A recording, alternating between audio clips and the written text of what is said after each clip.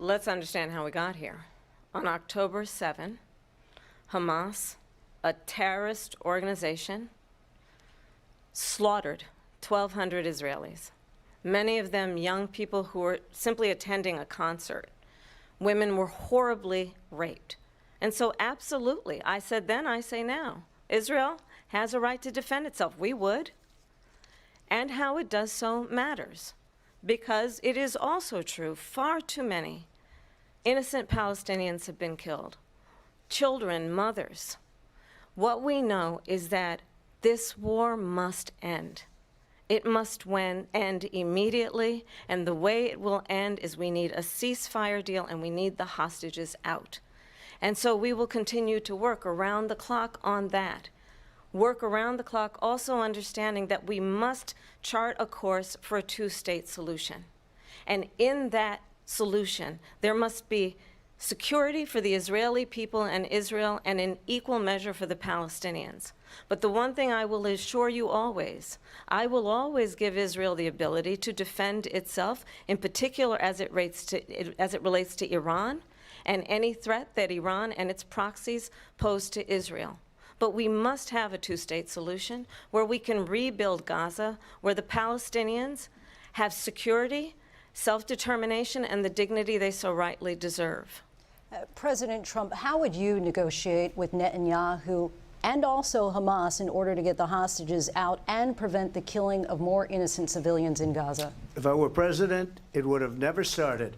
If I were president, Russia would have never, ever, I know Putin very well, he would have never, and there was no threat of it either, by the way, for 4 years, have gone into Ukraine and killed millions of people when you add it up, far worse than people understand what's going on over there. But when she mentions about Israel, all of a sudden, she hates Israel. She wouldn't even meet with Netanyahu when he went to Congress to make a very important speech. She refused to be there because she was at a sorority party of hers. She wanted to go to the sorority party. She hates Israel. If she's president, I believe that Israel will not exist within 2 years from now. And I've been pretty good at predictions, and I hope I'm wrong about that one.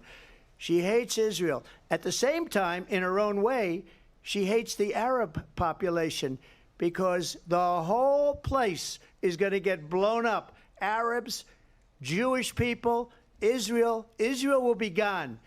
It would have never happened. Iran was broke under Donald Trump.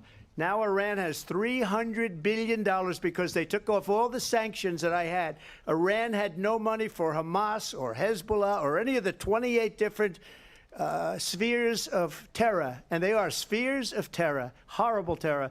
They had no money. It was a big story, and you know it. You covered it very well, actually. They had no money for terror. They were broke. Now they're a rich nation, and now what they're doing is they're spreading that money around. Look at what's happening with the Houthis and Yemen. Look at what's going on in the Middle East.